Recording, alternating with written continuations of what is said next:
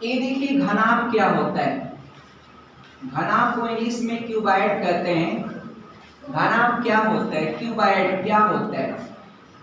तो dear 3 dimension है, कोई ऐसा कमरा हो, 3 डायमेंशन की कोई ऐसी पिक्चर हो जिसमें आपका लंबाई चौड़ाई ऊंचाई ये तीनों समान न हो।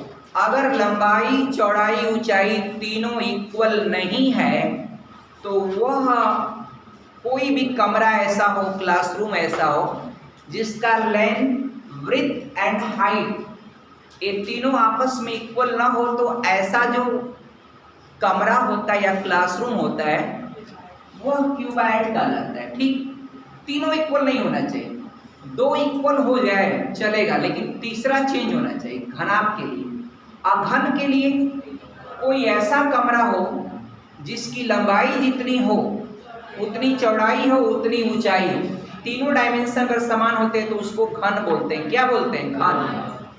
और घन को लिख देते हैं घनाकार कमरा। फिर घनाभ के आकार का है तो घनाभ के आकार का कमरा।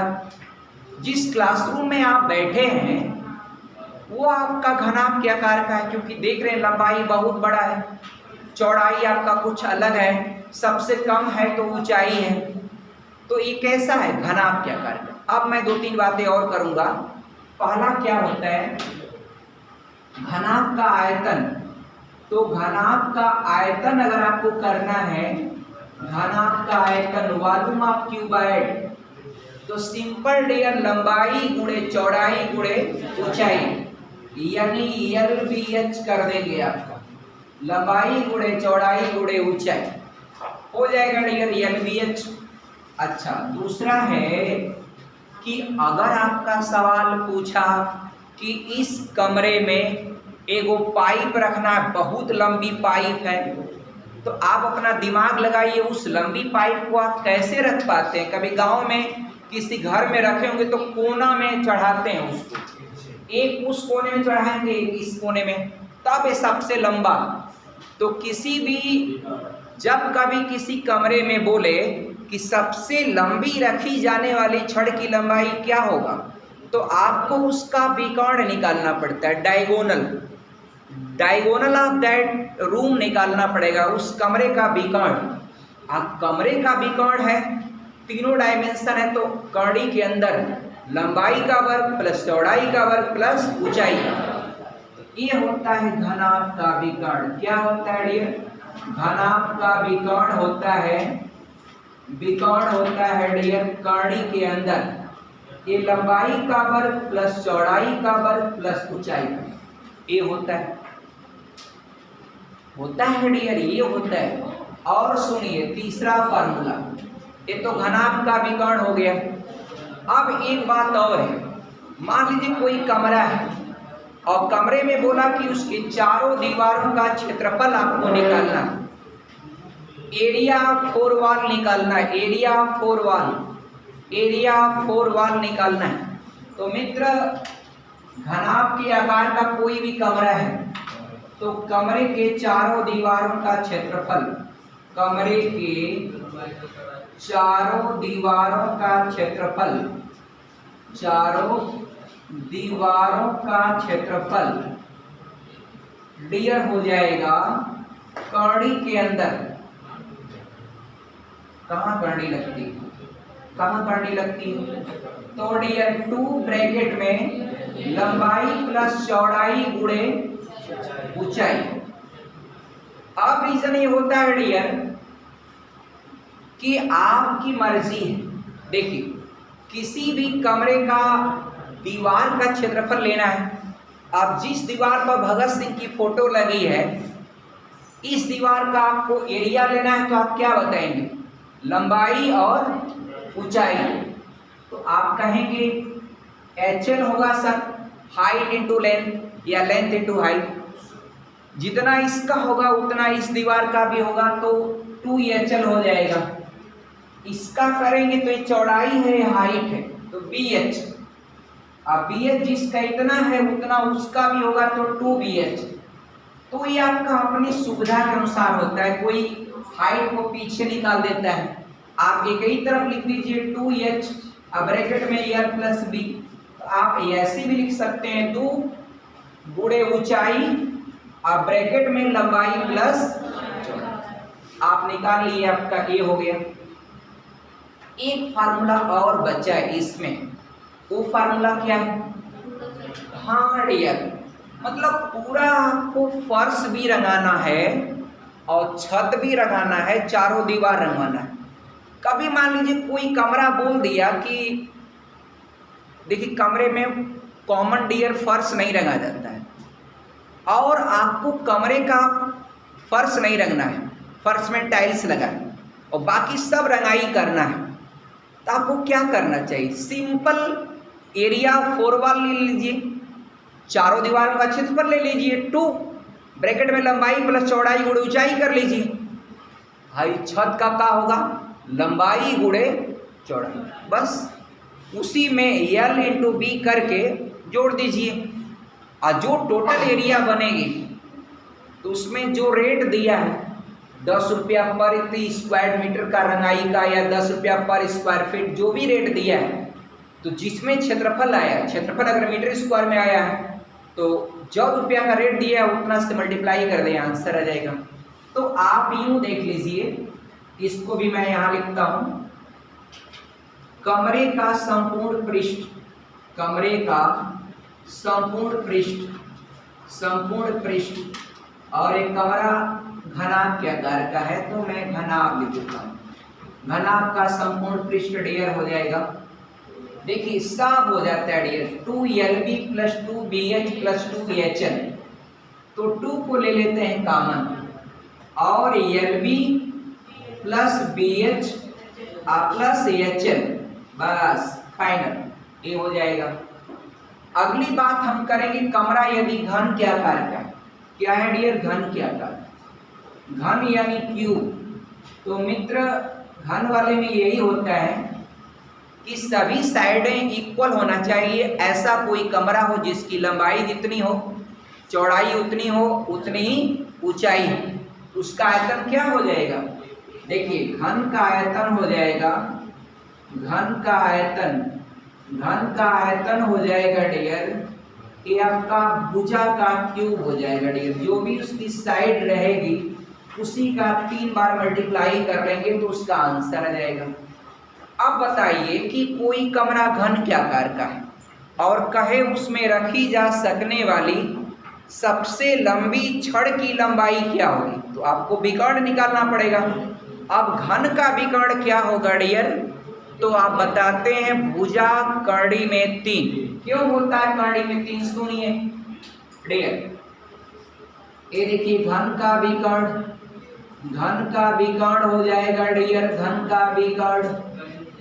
अब डियर घन का विकर्ण क्या हो जाएगा डियर? ध्यान दीजिए आपका डियर, घन का विकर्ण कड़ी में, अब डियर तीनों साइड जब लेंथ, ब्रेथ और हाइट तीनों इक्वल हो तो dear a square plus a square, अब तीनों इक्वल था तो लंबाई का वर्ग प्लस चौड़ाई का वर्ग प्लस ऊंचाई का वर्ग, जब सभी समान है लंबाई चौड़ाई ऊंचाई, तो तीनों को a लिखते हुए मैंने जोड़ा है। अब डियर यहाँ पर है ये आपका 3a स्क्वायर हो जाएगा, जुड़ जाएगा 1 2 3 a स्क्वायर, और कड़ी है तो इसको आप बाहर निकाल सकते हैं, तो आपका भुजा कड़ी में 3, यही घनाकार कमरे का विकर्ण होता है। अब डियर एक और फार्मूला देखिए आपका, इसको मैं मिटा दूं डियर आपका, आगे जरा देखिएगा, समझ में आए बताइएगा, नहीं समझ में आए डियर तो बताइएगा। देखिए अब डियर क्या हो जाएगा, देखिए घन का विकर्ण हो गया। अब कोई कमरा घन के आकार का और आपको चारों दीवार को रंगवाना है तो क्या हो जाएगा, तो 4 को दीवार रंगवाना है तो कमरा घनाकार है तो 4 गुणे साइड का वर्ग होगा, क्योंकि हर साइड स्क्वायर में बनेगी तो भुजा का वर्ग, भुजा का वर्ग, भुजा का वर्ग, भुजा का वर्ग, 4 हो जाएगा। संपूर्ण पृष्ठ कहेंगे तो टॉप बॉटम, तो 6 गुणे भुजा का वर्ग होता है। तो डियर देखिए, घन का संपूर्ण पृष्ठ होता है, घन का संपूर्ण पृष्ठ, संपूर्ण पृष्ठ डियर, ये पृष्ठ होता है डियर 6 इंटू साइड का स्क्वायर होता है। एक बात और बताऊं, जब घन की भुजा 6 हो तो उसका आयतन और संपूर्ण पृष्ठ दोनों समान हो जाता है। काहे? क्योंकि भुजा 6 होगी तो 6 का क्यूब करेंगे 3 बार गुणा, और यहाँ पर 6 गुणे साइड का वर्ग संपूर्ण पृष्ठ है, तो 6 का वर्ग करेंगे, वो 6 ये भी मिल गया तो 6 का क्यूब।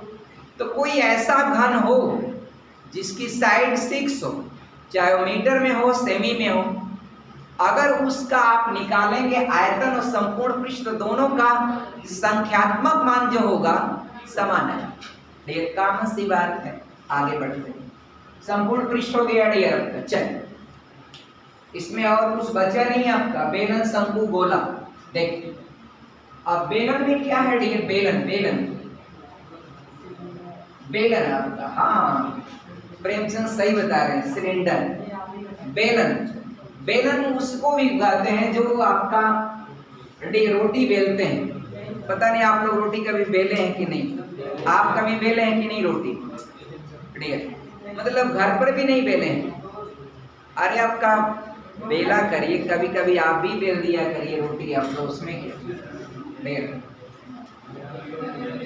देखिए ये जो एक क्या बोलते हैं मैम, पूर्वाग्रह, क्या बोलते हैं, एक क्या बोलते हैं इसको, पढ़ाया हूँ, पूर्वाग्रह। कैसा पूर्वाग्रह होता है, मतलब एक पूर्वाग्रह है आपका, इसको मिटाना चाहिए कि केवल रोटी बेलने का काम महिलाएं ही करती, ऐसा नहीं होना चाहिए। हर कोई करे आपका, पुरुष भी करे, है कि नहीं। अब डियर देखिए, तो बेलन जो होता है डियर, बेलन को आप बोलते हैं, एक बार बोल के पटा जाया करिए तुरंत, जब रिमार्क आप रिट्रीट जो भी किए तुरंत किए, शाम क्लास देखते हैं ना बड़े बड़े क्लासों को, वैसे ही किया करिए। बोले अपना बैक दिए, अपना फीडबैक दिए, शांत। ऐसा नहीं कि उसमें हमेशा आपका मूंगफली के दाना की तरफ फुड़फुड़ाते रहिए आप। अरे वो आपका कौन होता है, बरतिया में आजकल मिलता है पम्पकिन, क्या होता है, हाँ हाँ। तो जरा देखिएगा, ये आपका होता है डियर सिलेंडर। सिलेंडर में डियर ये है, सिलेंडर जो कॉमनली डेहरी होती है ना गाँव में, ऐसी जो गेहूं चावल रखने वाली होती है, ऐसे ये सिलेंडर होता है, ऊपर जैसे बना होता है, उसी में अनाज डाल देते हैं, और यहाँ एक वो साइड में होता है, इसका मुंह खोल देंगे निकल जाएगा। खैर इन दोनों को इग्नोर करिए। तो आपका ये क्या है, ये आपका बेलन। बेलन में आधार की ये त्रिज्या की जरूरत पड़ती। बेलन का आधार जो होता है वह वित्तीय होता है। तो आधार का क्षेत्रफल अगर कहेगा तो पाई आर स्क्वायर, बेलन का जो आधार का क्षेत्रफल पाई आर स्क्वायर, शीर्ष का करेंगे वो भी पाई आर स्क्वायर होता है। बेलन की हाइट यही होती है, ये हाइट, ये हाइट। तो बेलन वाले में 2 फार्मूला 3 फार्मूला बनता है। एक वह पृष्ठ कहेगा ना, तो टॉप और बॉटम को छोड़ देंगे, केवल सराउंडिंग वाला भाग लेते हैं, केवल सराउंडिंग वाला भाग लिया जाता है। क्या लिया जाता है, सराउंडिंग वाला भाग लिया जाता है। सराउंडिंग का डियर साइड का, सचिन यादव, साइड का भाग लिया जाता है, साइड का डियर, साइड का भाग लिया जाता है। आप लोग जो आर्मी की तैयारी करते हैं ना, आप खाली एक चीज का मत ये डिपेंड रहे कि सिर्फ आर्मी का।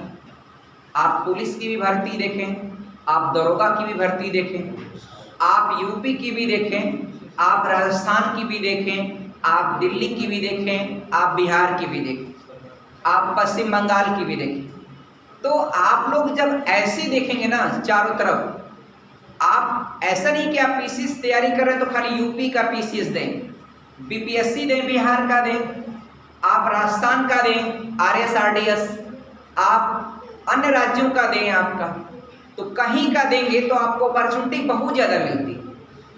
तो एक कहना कि आपका आर्मी की भर्ती 3 साल से नहीं आ रही है, एक कहना एक अलग की बात।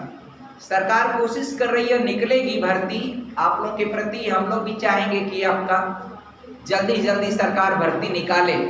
लेकिन अभी तो दरोगा की भर्ती का रिजल्ट आया, देखिए अभी पुलिस का आ जाएगा, तो आप हर तरफ तैयारी करें, कहीं भी आपको जगह मिले तो वहां पर एंट्री कर लें, अच्छी बात। देखिए बेलन का वक्र हो जाएगा, बेलन का वक्र। अब वक्र पृष्ठ में आपका सिर्फ साइड वाला भाग लिया जाता है, टॉप बॉटम छूट जाता है, टॉप बॉटम छूट जाता है। तो ये होता है, इसको आप इंग्लिश में एलएसए भी बोल देते हैं, लेटरल सरफेस एरिया, या सीएसए भी बोल देते हैं, कर्व सरफेस एरिया। तो ये होता है मित्र 2 पाई RH। बस अब जिसको फार्मूला ही नहीं याद रहेगा वो एग्जाम में क्या सवाल लगाएगा। हाँ, इसका संपूर्ण पृष्ठ कहेगा ना तो टॉप बॉटम दोनों शामिल करेंगे, और टॉप का होगा πr², बॉटम का भी होगा πr², तो दोनों जुड़ जाएगा। तो डियर आपका बहुत बहुत धन्यवाद। तो बेलन का संपूर्ण पृष्ठ हो जाएगा, बेलन का संपूर्ण पृष्ठ हो जाएगा डियर, संपूर्ण पृष्ठ आपका 2 पाई RH। रुकिए भैया, ये तो मैंने साइड का लिखा है, टॉप बॉटम का लिखूंगा, πr² ऊपर का, πr² नीचे का, जोड़ूंगा तो 2 पाई R² हो जाएगा। अब डियर आपका कॉमन ले लीजिए, तो कॉमन लेंगे डियर 2 पाई R लेंगे कॉमन, बहुत अच्छा। तो यहाँ पर H बचेगा और यहाँ पर R बचेगा, तो यह आपका हो जाएगा डियर 2 पाई R ब्रैकेट में H प्लस R। डियर ये आपका संपूर्ण पृष्ठ हो गया। इसका आयतन बोलेगा ना डियर, आयतन, तो देखिए बेलन का आयतन जो होता है आयतन, तो डियर आधार का क्षेत्रफल गुणे ऊंचाई, तो यानी आपका πr²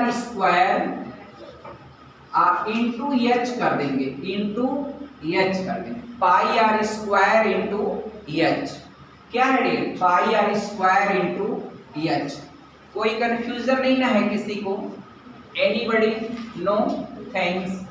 ये तो बेलन की बात हो गई। अब बचा है शंकु। तो देखिए शंकु वाला जो है डियर, फार्मूला आप याद कर लीजिएगा, सवाल लगाना तो बहुत आसान होता है। एक बात और समझिएगा, मैं आपको बताना चाहता हूं कि सपोज करिए डियर 3 गो गोला है, 1 2 3, आप तीनों गोला को पिघला करके एक बेलन के आकार का प्लास्टिक बनाया गया। मान लीजिए ये सब भी प्लास्टिक के हैं, आप मेल्ट करके गला करके इनको अब जो बना रहे हैं वो बेलन के आकार का बना रहे हैं। अब डियर इसमें आपको एक चीज दे देगा, क्या? एक चीज दे देगा डियर, इसकी त्रिज्या दे देगा, रेडियस, इसकी त्रिज्या दे देगा। मान लीजिए R का मान दे दिया आपका डियर, आपका कुछ भी लिख लीजिए, 1 सेमी दे दिया। इधर बाबू इसका जो रेडियस है बड़े वाले का वह 3 सेमी है, इस वाले का 2 सेमी है, इस वाले का 1 सेमी। अब मान लीजिए सब लोहे के हैं, सपोज कर लीजिए, और लोहे को गला करके बेलन क्या कर।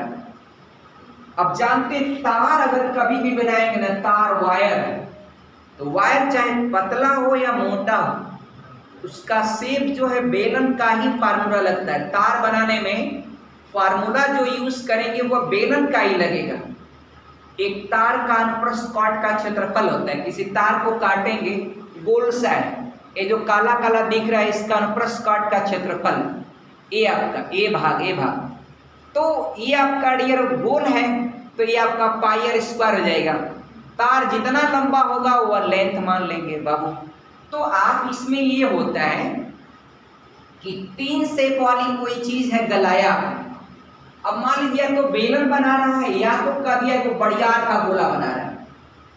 अब पूछ देगा कि जो बड़ा सा गोला बना है उसकी त्रिज्या क्या होगी। तो इस कंडीशन में जब किसी चीज को मेल्ट करते हैं यानी पिघलाते हैं, तो इधर तीनों आकृतियों का आयतन का योग, इन तीनों गोलों के आयतन का योग, इधर जो ए को बनाएंगे या गोला बनाए या बेलन बनाए, इसके आयतन के क्या करते हैं, बराबर कर देते हैं। क्या करते हैं, बराबर कर देते हैं। एकदम आसानी से लगा लेंगे। मान लीजिए 3 सेमी, 2 सेमी, 1 सेमी दिया और हम पूछे इन तीनों को गला करके एक बड़ा गोला बनाया, तो बड़े गोले की त्रिज्या क्या होगी। तो आप जानते हैं त्रिज्या क्या बताएंगे, देखिए इसका आप कैपिटल आर मान लें। क्या मान लेंगे, कैपिटल आर।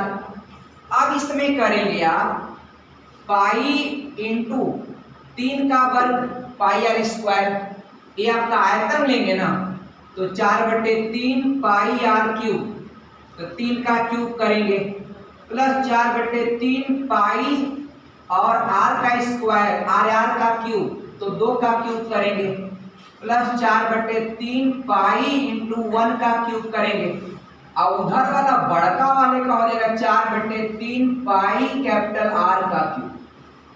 अब जानते हैं 4/3 हर जगह से ले लेंगे कॉमन। अब कॉमन लेकर के मित्र इससे आपका ए को इसको काट देंगे। अब क्या है, अब कुछ है ही नहीं आपका, सिंपल आर का क्यूब बराबर 3 का क्यूब 27, 2 का क्यूब 8, 1 का cube 1। After adding you will get आपका कितना हो जाएगा, 36 हुआ बस। तो आर का क्यूब बराबर हो जाएगा मित्र 36 हो जाएगा। तो आर का मान निकालेंगे तो इसका घनमूल निकाल लेंगे। अब कहेंगे 36 का घनमूल कैसे निकलेगा, वो एक इमेजिनेटिव क्वेश्चन मैंने ले लिया था, वो एग्जाम में इतना सटीक देगा कि उन तीनों को जोड़ेंगे तो आपका ऐसा नंबर बनेगा, जैसे बन जाएगा 27, जैसे बन जाएगा 64, जैसे बन जाएगा आपका 125, जैसे बन जाएगा 216। अपने आप घनमूल निकाल लेंगे आसानी से, वो आपका निकल जाएगा। बट आपका इसका घनमूल निकालेंगे तो वो आपका रेडियस हो जाएगा। तो ऐसे निकालते हैं। तो इस पिक्चर में मैं आपको यही बताना चाहता हूं कि अगर आपका कोई 3 शेप की आकृतियां हैं और उनको गला के कोई दूसरा बना रहे हैं, तो यहाँ पर तुरंत एक काम करता है कि इन तीनों का आयतन का योग इसकी अकेले एक के आयतन के योग के बराबर, बस पढ़ा दे। अगर मान लीजिए ये वाला हम लोग लगाएं डियर, अगर दूसरा कोई लगाएंगे ना, मान लीजिए आपका बेलन वाला, तो बेलन वाले में आप एक काम करेंगे। देखिए अब बेलन का आयतन होगा, इसका रेडियस दे दिया है, मान लीजिए आपका आर बराबर दे दिया है आपका डियर 1 सेमी। चलो अब बोलेगा कितनी लंबाई का तार बनाया जा सकता है। अब जानते हैं कि इन तीनों के आयतनों का योग उस बेलन के आयतन की योग के बराबर होगा। मैं क्या करूंगा, गोला का आयतन है 4/3 पाई आर का क्यूब, तो आर का मतलब आपका 3 का क्यूब, फिर 4/3 पाई और फिर आर का क्यूब 2 का क्यूब प्लस आपका 4/3 पाई और 1 का क्यूब करेंगे। अगर बेलन का आयतन जो होता है पाई आर स्क्वायर, ए पाई आर स्क्वायर एच होता है। आर का मान क्या है बाबू 1, I2h, वह हाइट का लीजिए चाहे वहां पर यल भी कह देंगे लंबाई, तो कोई फर्क नहीं पड़ता है। अब डियर क्या करेंगे, कैलकुलेशन कितना आसान है। देखिए सब में से पाई निकाल के कॉमन ले लें, खत्म कहानी। पाई को कॉमन लें या पाई से पाई को काटें। आप कहेंगे सर 3 को पाई इधर काटा है, 3 को पाई काटा नहीं डियर, पाई को कॉमन यूं कहिए, कॉमन एक बार लूंगा और उसी से वो एक काट दूंगा। ऐसा नहीं कि 3 को कट गया ये को कटा, इन तीनों को आपको कॉमन लेना पड़ेगा। और क्या कर सकते हैं डियर, अब सिंपल है, 4/3 कॉमन ले लेंगे, अभी हो जाएगा। इस सबको जोड़े हैं तो 36 हुआ, जोड़े यहाँ पर 36 हुआ है ना। इधर देखिए, एक का वर्ग कोई फायदा नहीं, तो सिर्फ 8 बचा है, एक का वर्ग रखने से क्या फायदा, छोड़िए उसको। आइए देखिए आपका कितना हो जाएगा 12, अब 12 चौक 48। अब डियर जो वायर बनेगा वो आपका 48 सेंटीमीटर लंबा बनेगा। एकदम आराम से निकालेंगे, ऐसा बहुत बार सवाल पूछा गया है, हर एग्जाम में पूछता है, एग्जामिनेशन एकेडमिक भी देंगे जैसे आपका तमाम, उसमें भी पूछता है। तो जब भी कोई चीज को गला के बनाते हैं कोई चीज, तो डियर उसमें यही लगता है। एक सवाल और पूछता है, उसकी क्राइटेरिया में आपको दे रहा हूं, देखिएगा। सपोज करिए एक बड़ा गोला है डियर, अब क्या है, एक बड़ा गोला, एक बड़ा गोला है, इसकी त्रिज्या है डियर आपका 7 सेमी, और इसको गला करके यानी पिघला करके 1 सेमी त्रिज्या का, 1 सेमी त्रिज्या का कितना आप गोला बनाएंगे, कितना गोला बनाएंगे, मैं क्या करेंगे आप बताइए, कितना गोला बनाएंगे, कोई गोला है, देखिए जानते हैं इसके आयतन में, इसके आयतन में, इसके आयतन से भाग देंगे, भाग देंगे। एक पिघला के बना रहे हैं ना, पिघला कर बना रहे हैं ना, पिघला कर बना रहे हैं, तो पूछेगा 1 सेमी का कितना गोला बनेगा, तो छोटे गोलों की संख्या, ये देखिए, ये देखिए, छोटे गोलों की संख्या, गोलों की संख्या क्या होगी डियर, छोटे गोलों की संख्या।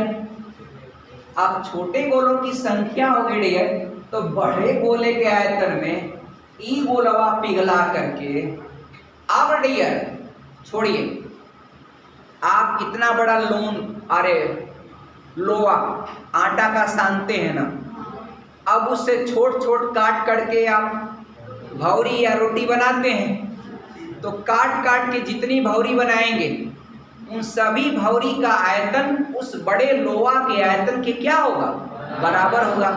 आयतन में कोई डिफरेंस नहीं होता है। तो डियर यहाँ भी आपका गोलों की संख्या निकालना है, तो बड़े गोले का आयतन यानी इस गोले का आयतन ये हो जाएगा, गोले का आयतन होता है 4/3 pi r cube. Calculation pi r cube होता है डियर, आयतन है ना तो क्यूब होता है। अब कैलकुलेशन इसका इतना आसान पूछा ही नहीं आपका, देखिए कट जाएगा 4/3 पाई, और आर का मान यहाँ कितना 7, तो 7 का क्यूब करेंगे, नीचे आइए, नीचे 4/3 पाई, 1 का क्यूब करिए। अब 1 का क्यूब करके उसको भाग देने से क्या फायदा, कुछ नहीं डियर, हाई जो 4/3 पाई से 4/3 पाई कट गया। अब 7 का क्यूब मतलब होता है 343, यानी 343 गोला बनेगा। कितना गोला, 343 छोटे छोटे गोले बनेंगे डियर। है कोई दिक्कत डियर? अगर इसी को उलट दिया, अगर इसी को उलट दिया डियर, देखिए अब देखिए आपका अगला देखिए, अगला देखिए डियर, अगर इसको उलट दिया, उलट दिया डियर इसको, अब बताइएगा उलट दिया, 1 सेमी का गोला है, कितना है 1 सेमी का गोला, अब कौ गो गोला है 512 गो गोला है, कौ गो गोला है 512 गो गोला है। आपके पास दिमाग होगा तो बता दीजिएगा। इसको पिघला कर एक बड़ा गोला बना रहे हैं, तो इसका रेडियस क्या होगा, इसकी त्रिज्या क्या होगी, बड़े गोले की त्रिज्या क्या। अब चलिए देखा जाए तो क्या करेंगे, 512 गो गोला है, तो एक गोले के आयतन में चाहे 512 बार जोड़े आज चाहे 512 बाद से डायरेक्ट गुणा कर दें। 512 गुणे एक गोले का आयतन 4/3 पाई आर का क्यूब कर दिया। और उधर बड़े गोले का आयतन, चूंकि जब कोई मेल्ट वाली सिचुएशन होती है, मेल्ट वाली, तो उसमें आपका क्या होता है, इन देखिए मेल्ट वाले में इधर जो भी चीज को गलाएंगे ना, तो चाहे वह किसी भी शेप में हो, कभी कभी लड़कों को घुमा देते हैं सब, एगो बेलन के आकार का होता है, एगो घन के आकार का होता है, और दोनों को पिघला के गोला बना रहा है। तो आपको पता है कि बेलन का आयतन जो बनेगा वो लगाइए, गोले का जो आपका घन का आयतन बनेगा वो लगाइए, उन दोनों का आयतन जोड़िए तो इसके आयतन के बराबर करिए। कभी भी आपका पिघलाने वाली दशा में यही करते हैं। अब 512 गोलों को पिघला रहे हैं, तो 512 गुणे एक गोले के आयतन में 512 से गुणा कर दीजिए, पूरा आपका आयतन हो जाएगा। इधर एक बड़ा गोला है तो 4/3 पाई आर क्यूब हो जाएगा। ये हो गया। अब डियर क्या करेंगे, 4/3 पाई से 4/3 पाई काट देंगे, एक का कोई भूमिका है ही नहीं, तो डियर सिंपल है, आर का क्यूब बराबर 512 एक कम 512, 512 8 का क्यूब होता है, इसलिए आर बराबर हो जाएगा डियर इसका क्यूब रूट निकाल देंगे 512 का, तो क्या हो जाएगा 8 सेमी। क्या हो जाएगा 8 सेमी। कोई कंफ्यूजन नहीं ना डियर, है तो बता दीजिएगा, नहीं होना चाहिए, उम्मीद करता हूँ डियर। गोला वाला तो सब क्लियर ही हो गया, गोला वाले में कोई समस्या नहीं। गोले का आयतन भी जान लिए, फार्मूला 4/3 पाई आर क्यूब होता है। डियर 4/3 पाई आर क्यूब होता है। शंकु वाले में थोड़ा सा कंफ्यूजन होता है विद्यार्थी को, शंकु वाले में, कोण वाले में।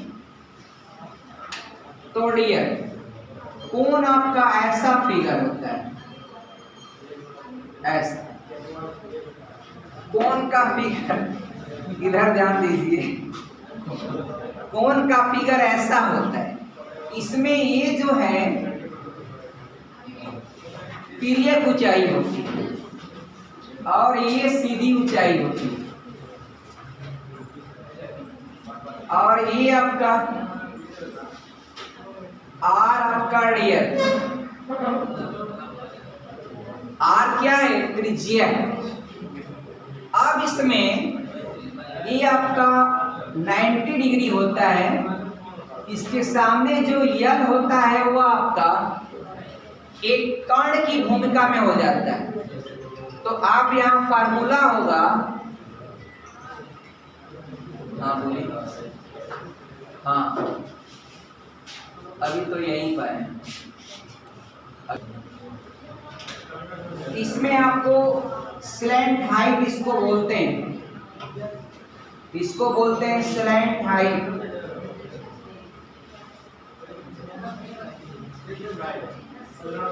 स्लैंट हाइट, ए बाबू लोग, आप लोग अटेंशन अपना भंग कर देते हैं, दाना भेली लाने लगते हैं, कोई उसमें कुछ करता है। मतलब मैं अभी 1 घंटा भी क्लास सीरियसली नहीं पढ़ा पाया, इसी में लोग 5 बार उठेंगे, जग लेके जाएंगे आएंगे, यही टेंशन होता है। ये कुछ तो सीख डालिए आपका, आप लोग क्या हम बताएं आपका। मतलब बीच में गैप भी मिला था, बॉटल का पानी भर के बैठ जाना चाहिए था।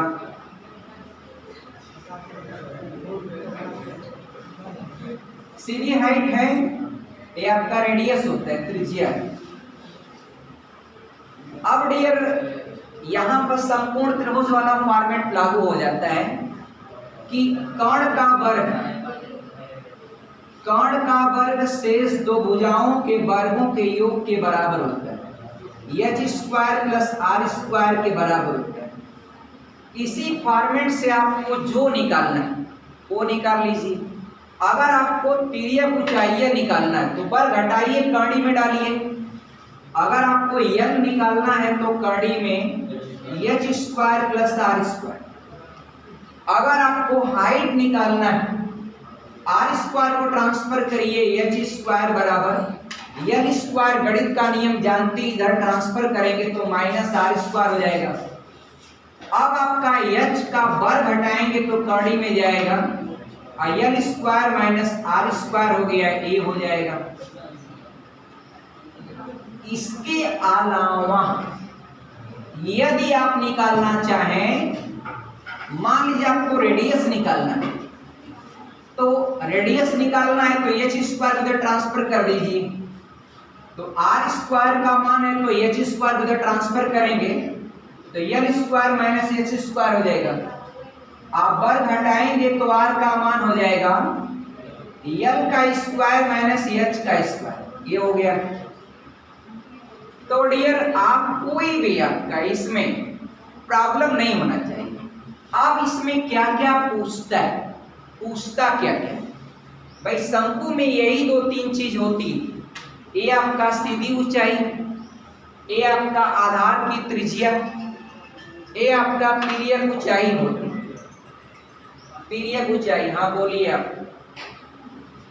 हाँ बात कोई है, वो अभी जाएंगे वहाँ चिड़ैया कोट, तो वहीं पर जाके लेंगे, वहाँ पर 3 बजे तक रहेंगे।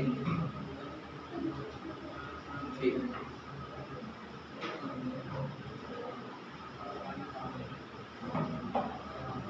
आप देखिए डियर,